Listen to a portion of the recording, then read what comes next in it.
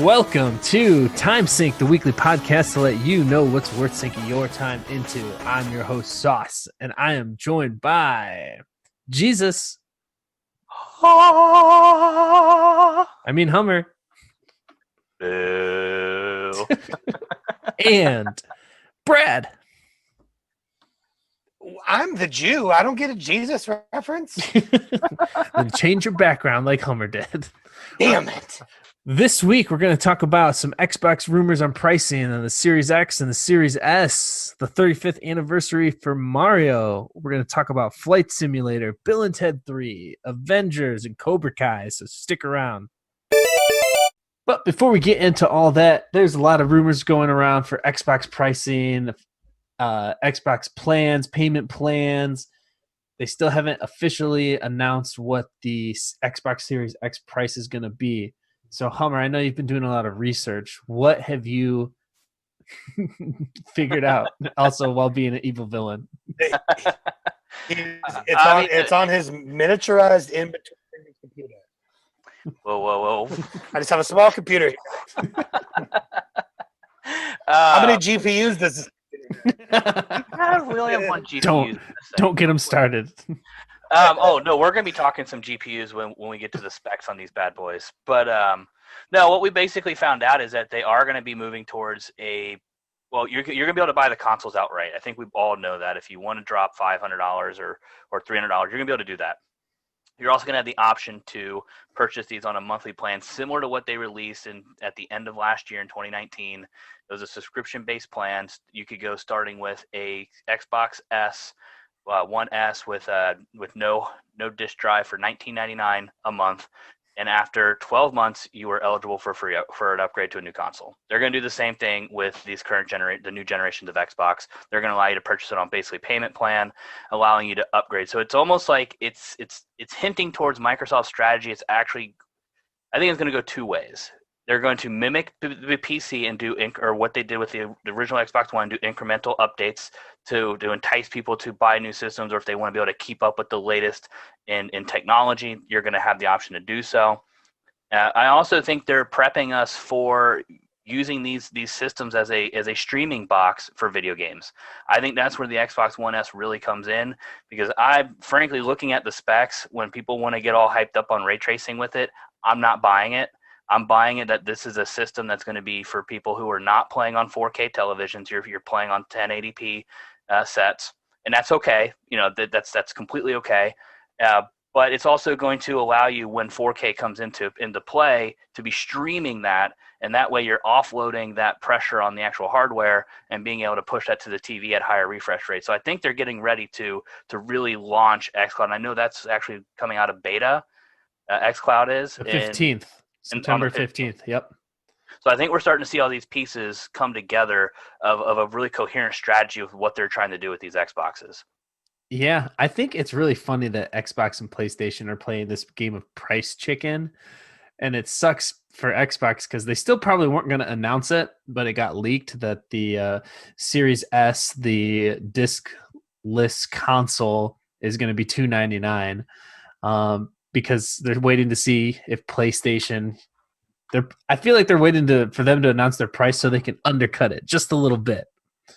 I feel like they're totally killing it in the hardware and overall ecosystem department right now, and I'm like 100% in. Except for there's still no great games coming out for it that I'm excited for anyway. Like Halo got delayed, so why would I even get an Xbox, right? Well, let me ask you this question, because I know we talked on this before about the merits of 4K, and whether or not it's really is it all hype right now. As these consoles get more powerful, if you are the owner of a 4K television, it's definitely going to be worth it for you to upgrade. Even if you're playing if you want to just upgrade to the S and you're playing on 1080p, it's definitely going to be worth the upgrade, because you're going to get so much more detail in the graphics of what they're going to be able to produce. And even if the Xbox Series S has a minimal amount of ray tracing, Cyberpunk is going to look incredible on it compared to what you're going to be playing on your current generation's hardware. Sure. I guess the visuals, while important, aren't as important to me as gameplay and story. Mm-hmm.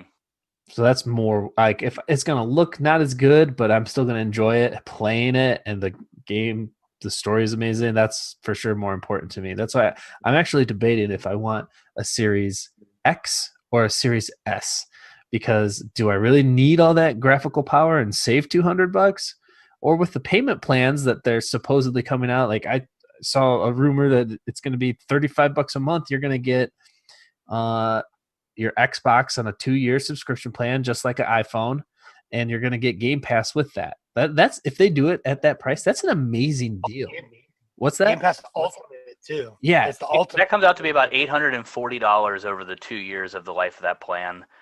So if let's say the console is the 500 that they rumor it to be, you're essentially getting Xbox for 2 years at $340. That's not a terrible value in the grand scheme of things, because you're getting the Xbox Game Pass, and we talk about that all the time how awesome it is. Mm-hmm. They're probably looking at how much people are making off of the doing phones the same way right now, and thinking, how can Papa get a little bit of that cheese? Gotta get that cheddar. So for the people that can't outright drop $500 right off the bat, you provide this option of $35 a month, which I also read is going to be credit based as well, just like phones are. Which so you can technically be denied for it or have interest rates and stuff. So there's more of that going on too. But if I don't have $500 to drop, but I got 35 every month, I'm enticed into that. And now you got more people who can who can buy it. But to your point about the games, stuff like that's been delayed a year, that means you also can save up for a year if you really don't need to upgrade right now. There's still continued support on games dropping on the Xbox current gen, and if you are willing to pay for games, I mean, that are coming out over the next year on the regular gen, most of them have free upgrades to the next gen. It's like you could probably afford to wait if you have to, but if you got money to throw, why not buy it? Yeah, I think the value is really amazing if they're going to be doing this payment plan, especially like you said, for people who might not like the gaming audience usually skews younger. And, me in my early 20s, mid 20s, like I wouldn't been able to probably just drop all that. I don't even actually know how I afforded an Xbox when I was in my 20s. Like, how did I get that? Where did I have the money to buy that? Saved up from birthdays and Christmases and all the other and new odd jobs. It was all that bar mitzvah. Followed customers to their cars, whatever it took. But I think the two things that the payment plan is going to hinge on is, one, what is the actual cost of the Xbox Series X? Is it under $500? Is that $499 price tag? Then it's going to be we don't know value. But the other thing to look forward to, and not to be punny here, but the Ubisoft Forward announcement coming up here on Thursday. That if you're an Xbox fan, you should be paying attention to this announcement, because this is where we're going to find out, did Xbox actually come to an agreement to get AAA games released day one on Game Pass? If that's what's going to happen, that's huge. And that's where PlayStation probably, I see, loses some market share to Xbox, because Game Pass will be so much more valuable. Yeah. And I mean, you're going to have your brand loyalists as well. I don't think a whole lot of people are really considering jumping ship at this point. I think if you're hooked into one console, you're probably going to stay there. Maybe buy the other one if you have the means to, but you're probably going to stay with what you got. From the people that I know that are just like a loyalist to their system, are playing games that are available on both anyway. And the people I know who like love the exclusive games, like the PlayStation exclusives versus the Xbox exclusives, have both anyway. So because they're actual gamers. Yeah, those are the real gamers. There's a lot of gatekeeping on this podcast. They're just the hardcore gamers. I don't think they're real gamers. Well, if you're owning both consoles, if Sony gives up the exclusive pie and starts sending their titles to PC like they're rumoring to do, I think that actually would be a terrible decision for them. Yeah, probably. I've been teetering on the brink of, what do I want to do? Do I actually just want to upgrade my PC? Do I want to get an Xbox Series X? Do I want to upgrade the PC and then get a PS5? And that way I can kind of have $10 says you do all of it. Yeah, I'm only gonna do one or the other. I did. The reason They why all look- I just started like thinking about it because I pulled off the ultimate coup, gentlemen listening to this podcast. If your wife ever says to you, "I want new couch" or "I want a new coffee table," like, perfect. If you get that, I get a new TV. so so I bought a 65-inch. We bought a nice 65-inch 4K 120 hertz TV in preparation for the launch of Xbox because I do of the want to new couch. with the new couch. But I want to see what these systems can do and how good they're going to look on something like that. Especially, I do not have any expectations of an Xbox being able to pull off 4K at 120 hertz. I just don't. If you're comparing hardware that's available today on a PC, which is equal to, if not a slightly better than what's coming out in the Xbox, they're not pulling 4K at 60 hertz. The new cards that just dropped are, but the ones that are currently out are not. So I don't. And then if you look at a Series S, they actually flat out say it's really geared towards that 1440 resolution, 1080p. So either way, there's a lot to be excited about these systems. They're going to be bringing some crazy visuals to video games in your living room. Yeah, but like, let's say you get one or the other, then what? I mean, there's like no real like, there's no killer app yet. Like, okay, Game Pass is going to be the killer app. If you're getting yeah, but we AAA have it games, now. but if you're getting all the new releases that you don't have to shell out another $60 for, because we were just talking about, well, AAA. $4.99. All right, well, now I got to drop $60. Now I got to drop another $60. Now I got to drop another $60. Well, no, you don't. Include it in your $35 a month that you're paying for your Xbox. Let me clarify. Let me be more specific. You're right. I mean, getting it at launch where like there's not a bunch of like, yeah, like midway through the year, I'm sure there's going to probably hopefully be like an awesome lineup of games, but like, do you need to get an Xbox this holiday season? Yes. Where your temperature? Okay, so you're saying yes. So you're going to get one when it comes out? Yes, I'm going to go to the store on November 10th, hopefully have a pre-order, and I'm not even waiting for it to be shipped. I'm picking it up. What about you, Brad? I mean, I'm poor, so maybe. Hard. Well, they I don't know, man.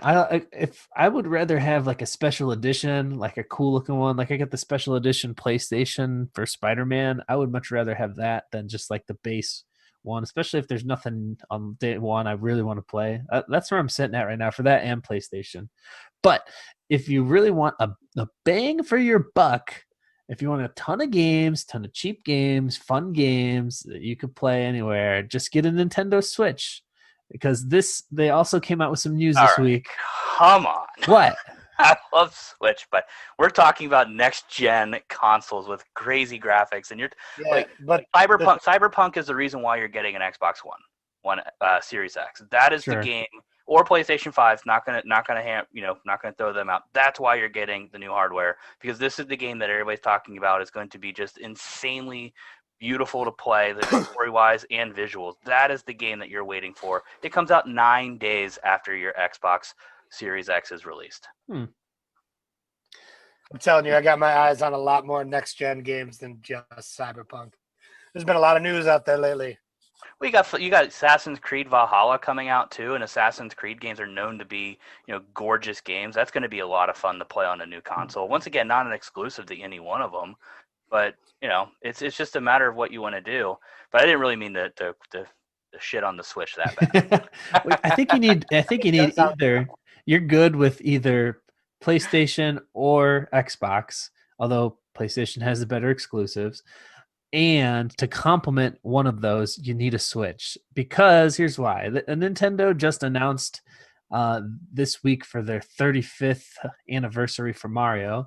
So that's crazy because Mario's older than all of us, just a little bit older than all of us. But I've been playing Mario since I was 4 years old. They announced all these awesome games. So if you're a Nintendo fan, if you have a Switch, you already can get some of these now. And I'm just going to go through real quick what they announced because it's really cool. Do you guys play Nintendo or Super Nintendo or Sega when you were younger? Of course. What do I look like? I was a Sega kid too, but my neighbor had Super Nintendo, and the most coveted cart of all game carts of all times is Super Mario All-Stars. It's got Super Mario 1 remade for the Super Nintendo, Super Mario 2, Super Mario 3, all remade for the Super Nintendo, and the Lost Levels for the original Mario, which was originally going to be Super there's Mario. Lost on it? Yeah, you get to watch an episode of Lost in between each game. And there's a super. Be prepared to hate the ending. Oh, God.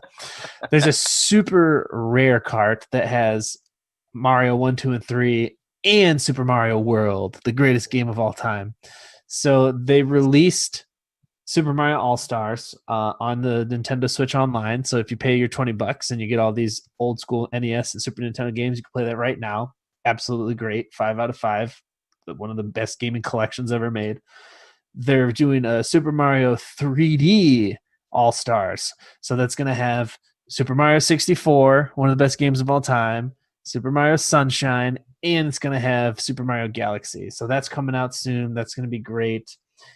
Bringing some more games over. They're doing a... Okay, so do you guys know what Tetris 99 is? I just really want to tell you about this because it's awesome. Is it like a combination of 99 bottles of beer on the wall and Tetris? Yes, that's exactly what it is. You're I don't know if you're being facetious or not. Yes. Okay.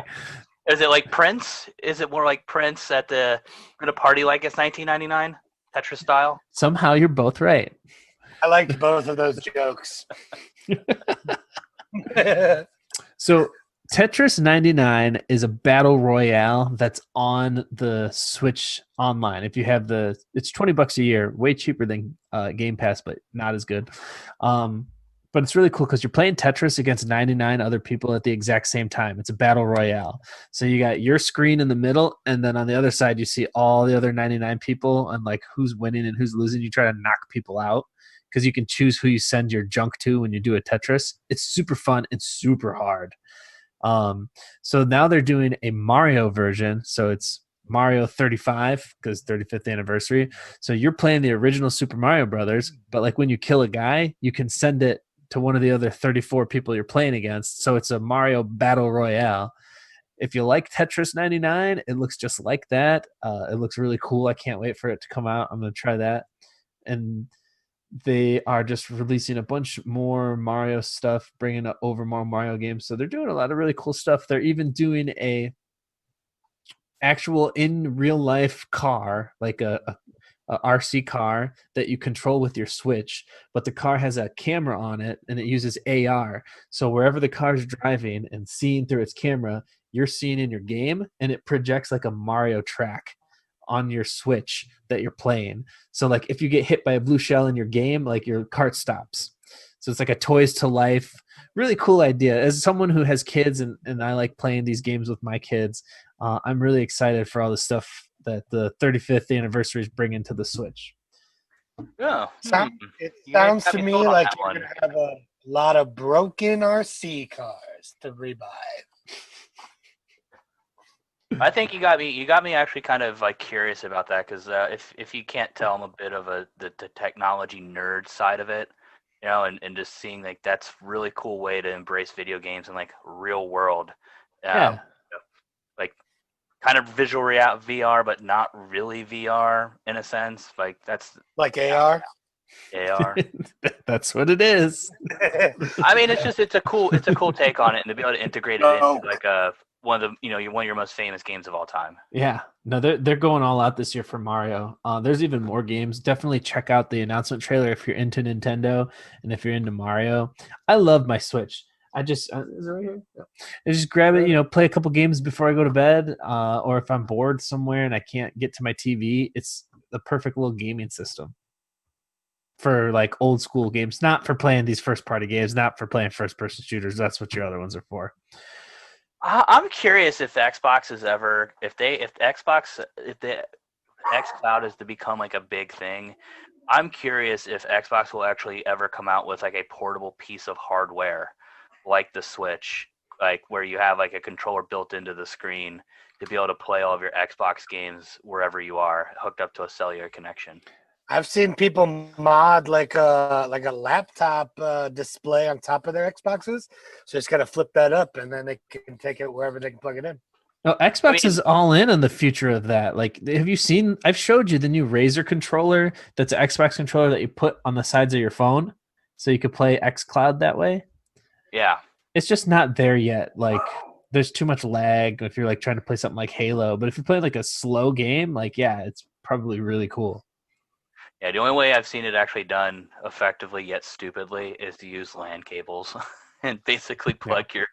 I'm like, this is dumb. Why did you show me this? Changing it up a little bit. I'm kicking it off to Brad. Brad, what's up? Hit us with the realness. Yeah. So, what you guys ever watch a little movie called The Karate Kid? No. I think it would depend on which one. Are you talking about the Will The Smith original version Karate Kid. or the original? I hate both of you so much. I literally asked you for a bit, and you're both failing so hard. Well, quiet, because we're not even talking about Miyagi-Do and Daniel LaRusso, because we're here to talk about Cobra Kai. We're here to talk about strike first, strike hard, no mercy. The Cobra Kai way. Okay. So 37 some odd years ago, sometime in the 80s, we got this great, amazing movie called The Karate Kid. And now we have this series revisiting that through the lens of Johnny rather than Daniel LaRusso. And originally this series was on YouTube, I think back in 2018. And Netflix bought it. You can watch 2 seasons on Netflix right now. And they're currently in production on a 3rd season. It's a total re-examination of like how that all went down and then further events.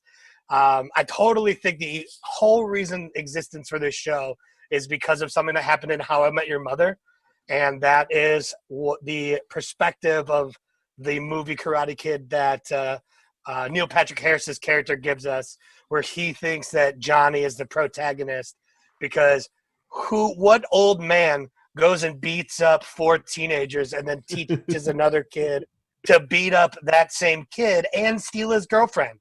Like, that Daniel LaRusso is the villain from that perspective. So I think that and the popularity of How I Met Your Mother is the entire reason we're getting this show right now. And we all should be so happy to be getting it, guys, because this show is pretty good.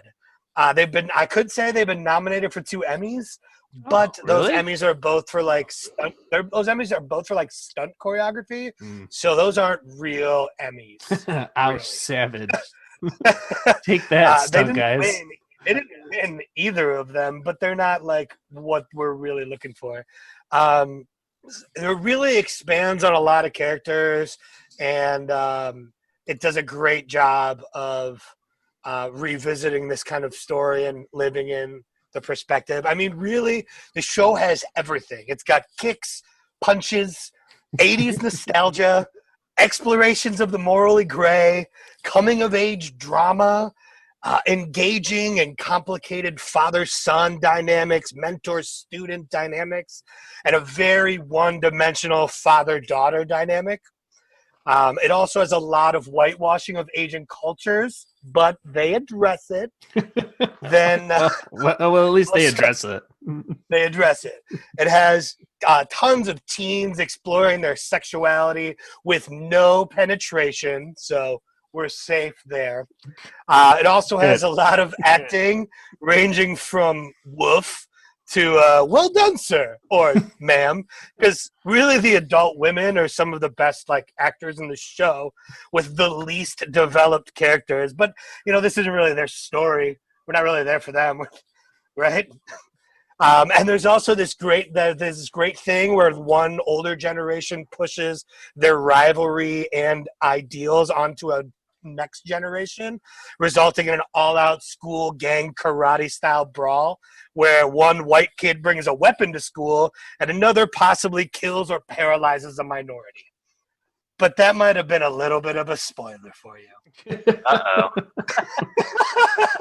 I'll read the plot synopsis, and I'm just like, oh my god, this actually sounds awesome. So they've been pitched multiple like bring backs of this story. This is the first one that everybody was signed on for right away. I mean, they've definitely have a lot of people behind it, and Netflix is behind this third season, which they might have teased the return of the great Elizabeth Shue. So we might be prepped for Elizabeth Shue in the season, which this show, I mean, without Mr. Miyagi, because he did unfortunately pass, I think, in 2005. The show really misses Elizabeth Shue because Elizabeth Shue was wonderful. I mean, I always feel like in Hamlet 2 when they meet and she's playing herself, and the character meets Elizabeth Shue and he says, "I'm freaking out right now." That's how it would be about Elizabeth Shue. She seems amazing. Stop saying Elizabeth Shue. Elizabeth Shue. I'm freaking out about Elizabeth Shue. Quiet. Seriously, this show is a must check out, in my opinion, especially if you have any bit of 80s nostalgia in your heart. The teenage characters do have a little too much information about like 80s like interests for me to feel like it's believable. And again, it is teen drama at times. They focus on that plenty. So you're going to watch 16-year-olds make out. You feel about that however you feel about that. But again, zero penetration. Zero. Jesus. None. We're good there. I'm glad we have to clarify that there is zero teenage penetration in this show. That's what you're looking for, that's not where you're going to find it. 2020. It's 2020. We're there. Well, that's very taboo right now. So, It's very taboo. So, it's finally over for pedophiles. They're so 2000. No, I'm not even going to make my jokes. The show is a 4 out of 5, 5 out of 5 if you have that 80s nostalgia with you. It's really awesome. They do really great writing. They really do re-examine the show and plot points and live within the morally gray and like the idea of toxic masculinity and how it could also be somewhat positive at times but mostly negative, and it's super easy for it to take you down that path from being a badass to being an asshole. Like they really explore that idea, and that they're not necessarily wrong and they're not necessarily right. The whole ideals behind Miyagi-Do all seem great and everything and balance. It's just that's super hard to be that kind of benevolent, balanced person that Mr. Miyagi was, and that's why he was such a treasure of a character, and that's why he won an Academy Award for that movie. That actor is amazing. I can't. I'm just thinking of that episode of Community. Yeah, another really great reference to re-examining an 80s movie that at the time like meant nothing, but now you've got highbrow thinkers like let's go back to the Karate Kid and think about what themes were really going on in this movie of unnamed characters and really whitewashed Asian culture and bad karate. So it's Will cool. Smith must be a huge fan because I'm noticing he's a producer on this as well. Will Smith is? Yeah. Oh. He's just turning his back on his son and saying, your version was awful. Damn. Savage. Yeah, I had no interest in watching it because it was a YouTube show, and I thought in my head, how could any YouTube It won a lot of awards. As a web show, it won a fair amount of awards. Yeah, it was. When you look at it, it was nominated at least. It didn't necessarily win, but they were nominated for a fair amount of awards. It's really highly rated on Rotten Tomatoes, and I know how much you trust Rotten Tomatoes. You're a big Rotten Tomato boy. I don't know if there's not a following. I don't name that. You cannot call a Mexican a tomato boy. Okay, that is not cool. You can't do that. We just invented a new slur. No, that's the point. You didn't. Because I never will, never again. Never again. I'm a sensitive soul. All right, so season 3 is in production right now. We're expected to see it sometime in 2021. They have not been very forthcoming about the details of season 3. Personally, I am really hoping Elizabeth Shue comes back around. She is excellent. So she's in The Boys on Amazon right now, which I haven't watched, but I'm sure she's fantastic. She was great in Hamlet 2, and just a plethora of movies throughout the 80s that she is wonderful in. So if she comes back to the show, it can only be good things for the show. She's a terrific actress. So, but go watch Cobra Kai. They got 2 full seasons to entertain you. Oh my god, that was so funny. Wait, why are you guys laughing? I'm laughing at Hummer's background. What were you guys laughing at? We were told by our producer to fake laugh, so we did it. Damn it, Brad. I thought we were laughing at the lack of penetration.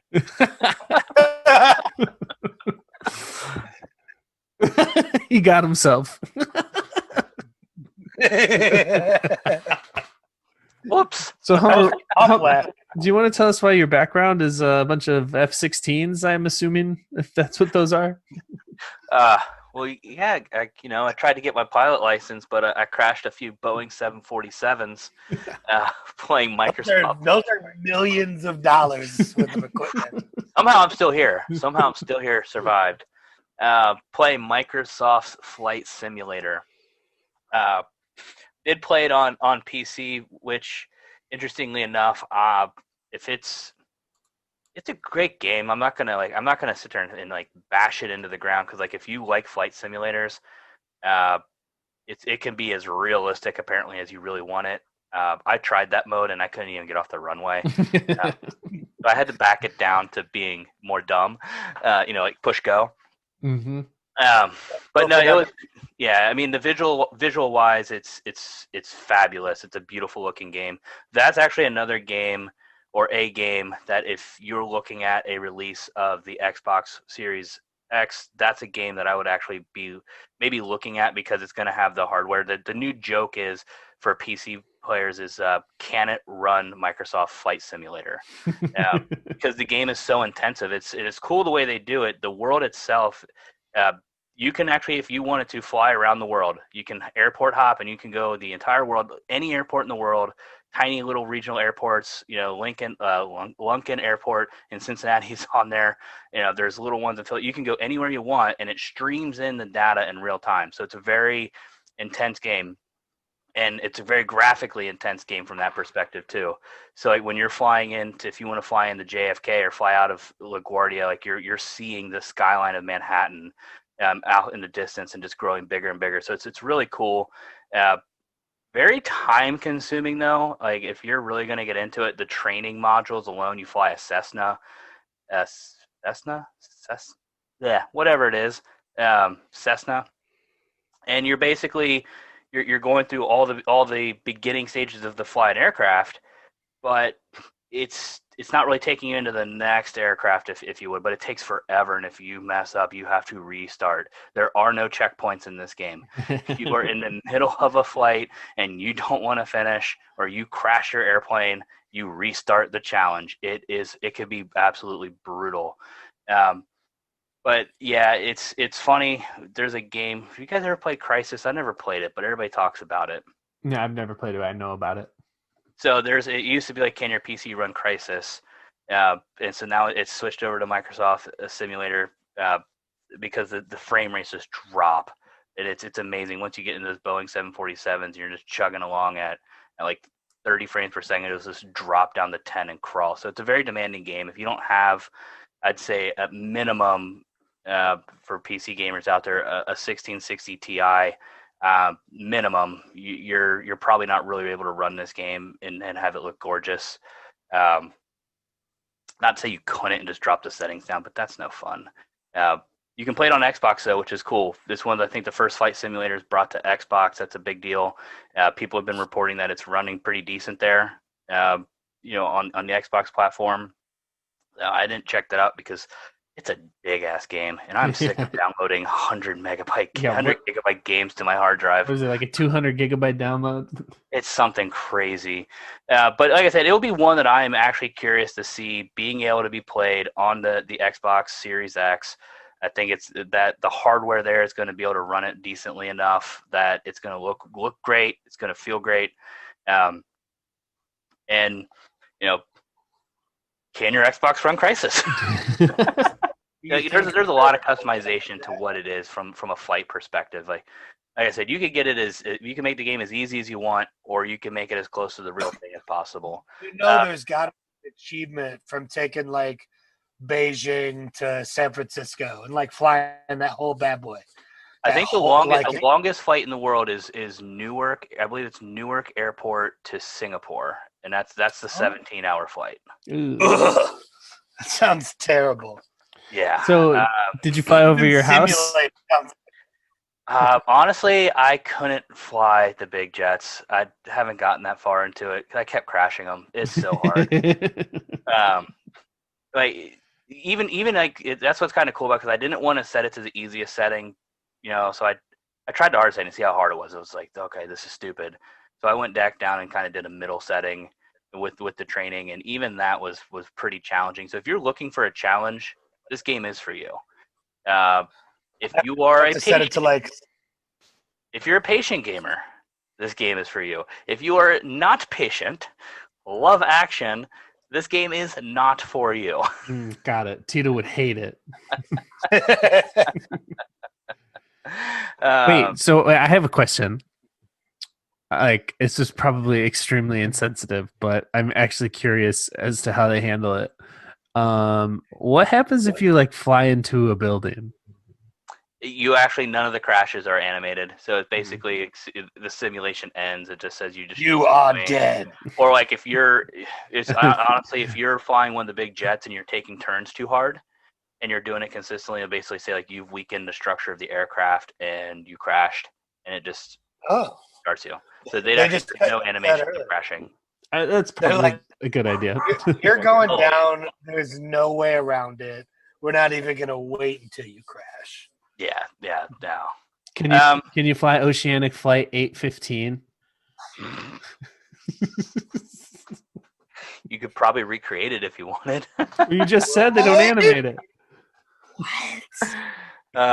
I mean, I'm sure there's people out there trying to fly and recreate on the island. Don't tell me what I can't do.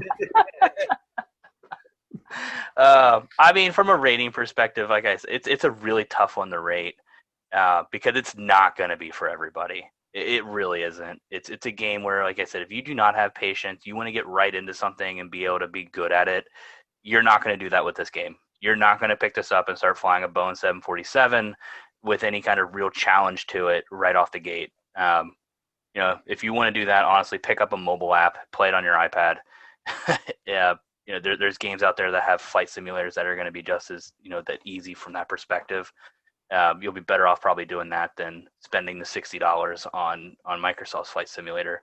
If you really want to get to the nitty gritty and you really want to kind of give yourself a challenge, it's worth it. But I haven't played it now in 2 weeks. I'm probably never going to play it again. So I think it's really cool that people actually learn how to fly planes from playing these games. Yeah, you just gotta have the patience to do it. So that's why I say it's tough to rate. Which I don't. Right, that's why I say the last thing. I think I give like a 3 because it's a good game. Like if you want to play it, you definitely should. But if you know it's not for you, don't waste your time because you're not gonna like it. The last simulator I played was Goat Simulator. God, I didn't learn how to be a goat. I learned how to fly a goat. You didn't play it right then. Damn it! That's why I only lasted about 2 hours before I was like, "This isn't what a goat's life is like. Get me out of here! I want a realistic goat experience." I would fight the goats. Go to the fight circle and fight goats. The game is so dumb. I love it. All right, quiet. All right. So I wanted to tell you guys about a movie that I'm extremely disappointed with and heartbroken that it was so bad. I saw Bill and Ted 3. I watched Bill and Ted 1 and Bill and Ted 2. So Bill and Ted's Excellent Adventure, one of my favorite movies of my youth. It's an amazing movie. It holds up. It holds up, but the second movie is definitely not as good. But when I was a kid, I loved it, Bill and Ted's Bogus Journey, because they They because Death friend was Death. awesome. Yeah.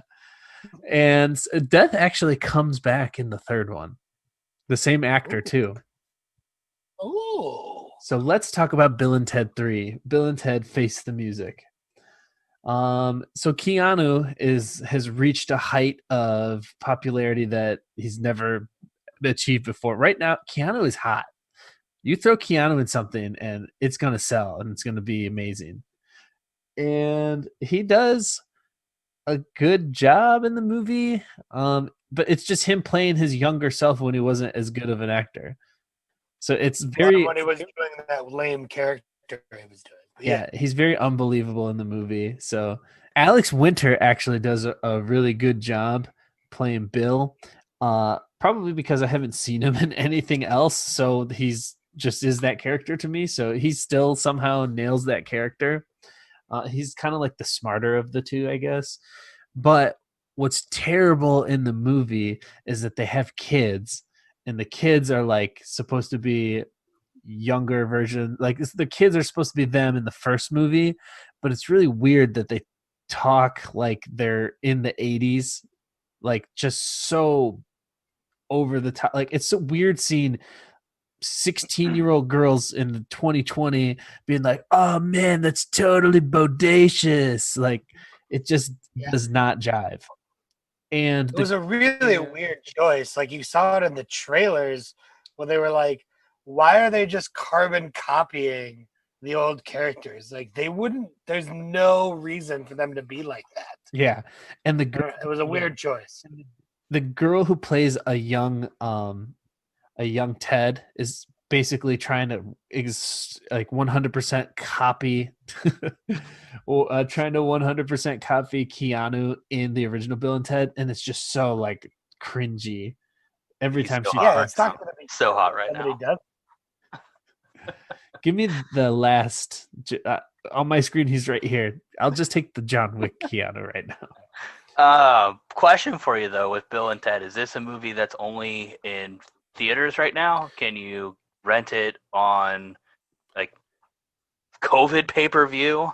So I don't think it's in theaters. I might be wrong. I didn't look. I think they skipped the theaters. Yeah, which is a good call. Straight to home, which is horrible because I could either pay $23 to rent the movie or I could pay $33 to buy the movie. What did you do? I rented it because I knew I was never going to watch it again because that's something in me knew it wasn't going to be great.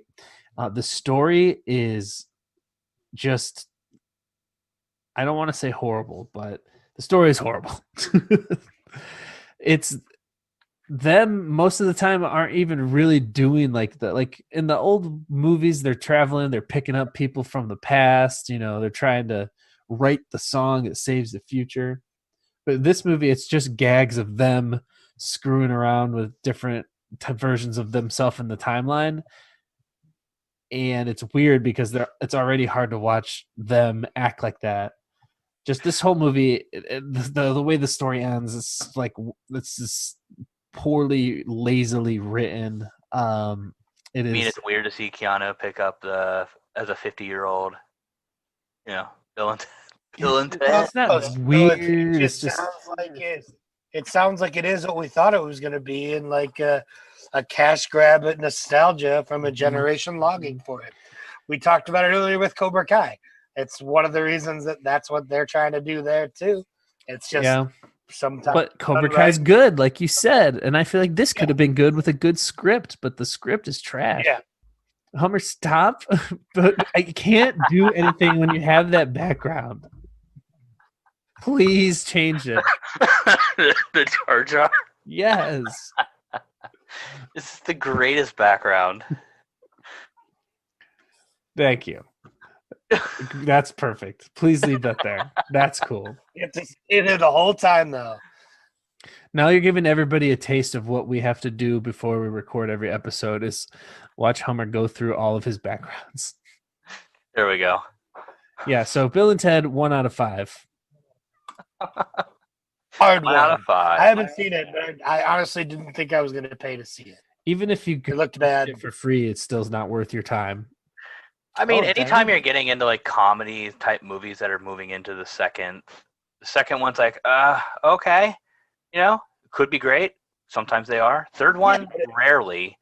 And then it's like, all right, if they were to come out with, and I would not watch this movie in a million years, Mike Myers decides, you know what, Austin Powers needs to be revived. Not watching it. I'm not watching a fourth Austin Powers.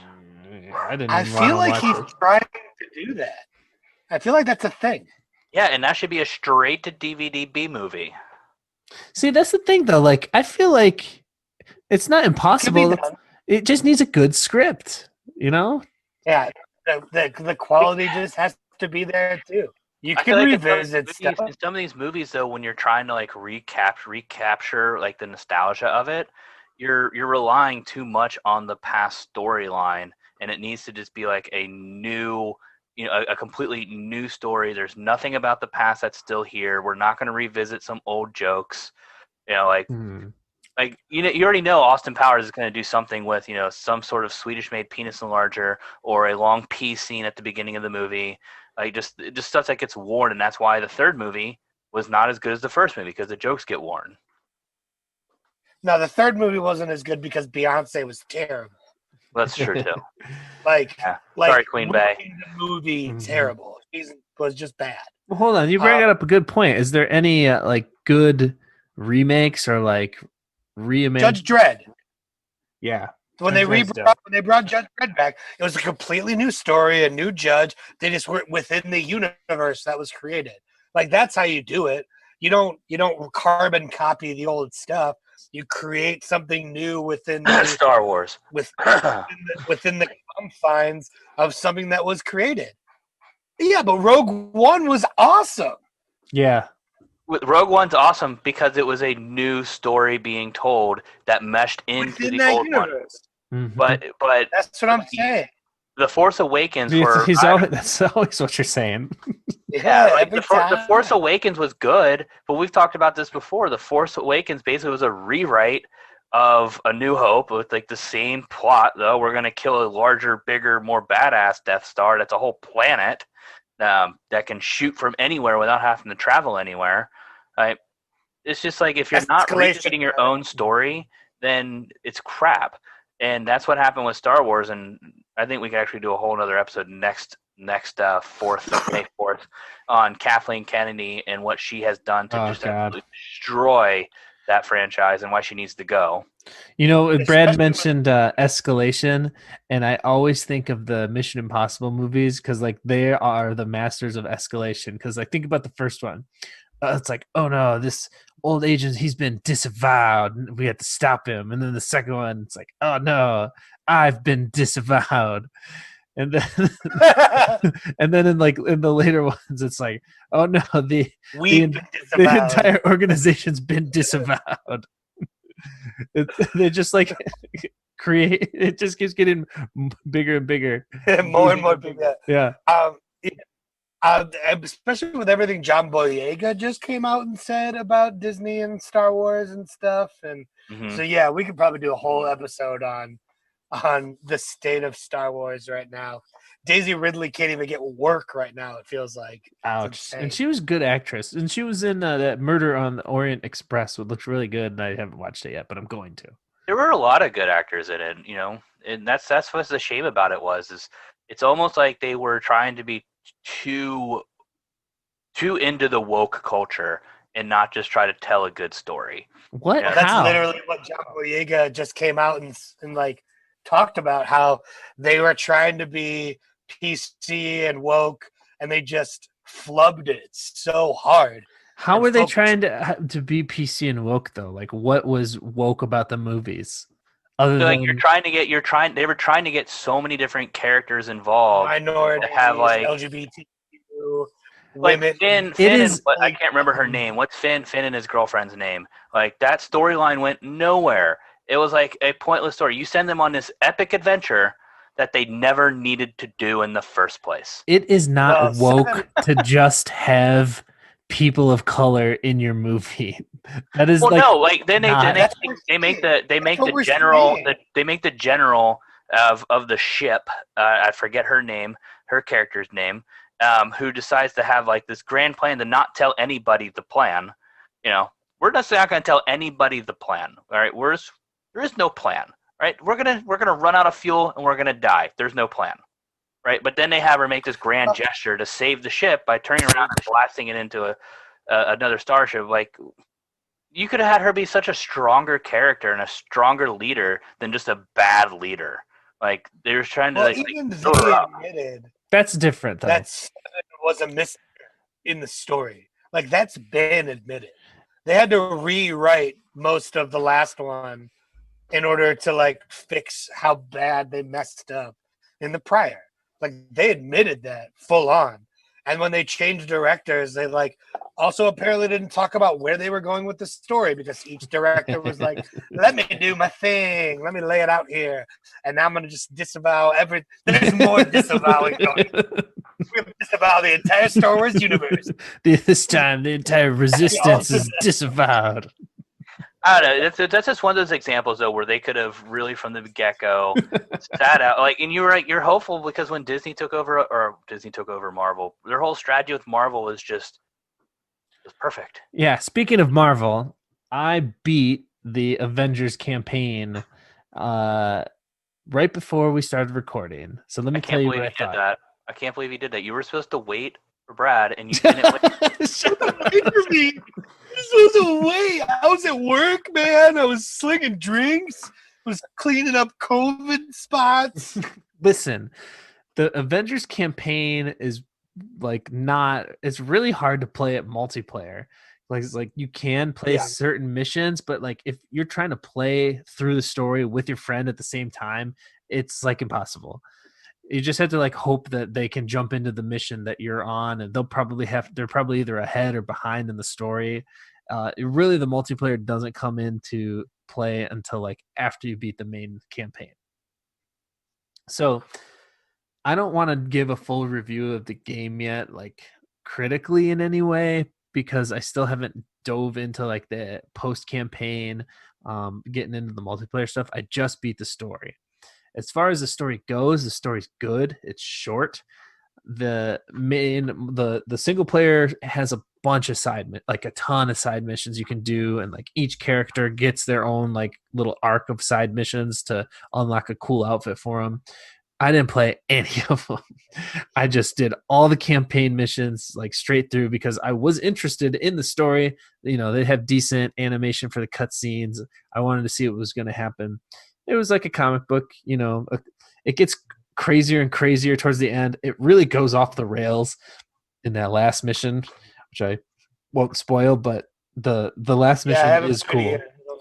Yeah, the last mission's really cool. Like literally all like as the assault on aim. Yeah, there are some boss battles. There's not a lot of them, but the ones where you fight the really, really big bosses are really fun. Like every member of your team has to do something different. The combat, I can't decide if I like it or not. I need to play more because, like, if you would have asked me right away, how's the combat, I would have said I hated it. It's like hard to see sometimes. It's really hard to time your bad camera angle. Bad camera angles, exactly. Bad camera angles. But and a lot of clipping too when you're in heavy combat, like frame rate dropped, a lot of clipping. So that made some issues graphically speaking with combat. Mm-hmm. Don't get Hummer started on graphics. Let's go get that that Xbox Series S or that Series X, baby. So each character, the more time you spend with them, you do unlock way more of their moves. They have really in-depth skill trees, and they all play very differently. And the more you play, the more fun it gets because you can do a lot more different stuff. Like it's really cool how you can just fly if you're Thor or if you're Iron Man, or you can, like, if you're Thor, you can throw your hammer and then just leave it and then recall it at any time and it'll hit somebody on the way back. Or if you're Cap, you can throw your shield and ricochet it, bounce it off everybody. Or if you're Widow, you can go invisible.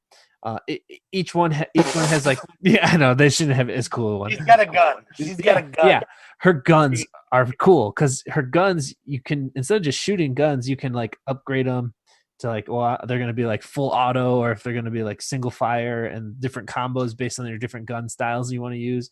So the diversity in combat. They're really great while people are charging. Or what? They're really great when people are like charging you or for aerial enemies. Her guns are great. Yeah, I actually had the most fun playing as Widow and as Cap. I So agree. I liked Kamala Khan too. She was fun. yeah, Kamala Khan is great in the story. Her character is very well developed. Her VO actress was fantastic. Yes. The girl who did her voiceover was really good.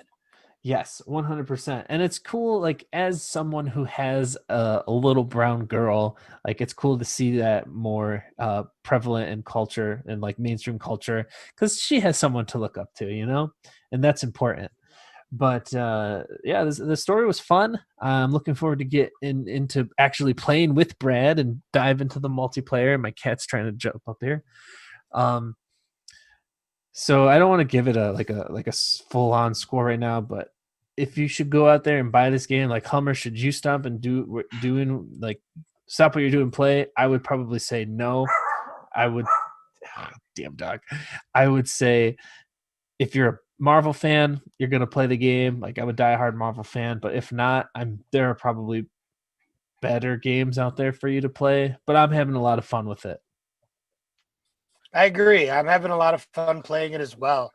We talked about it earlier, how surprised we were how different each character feels to play.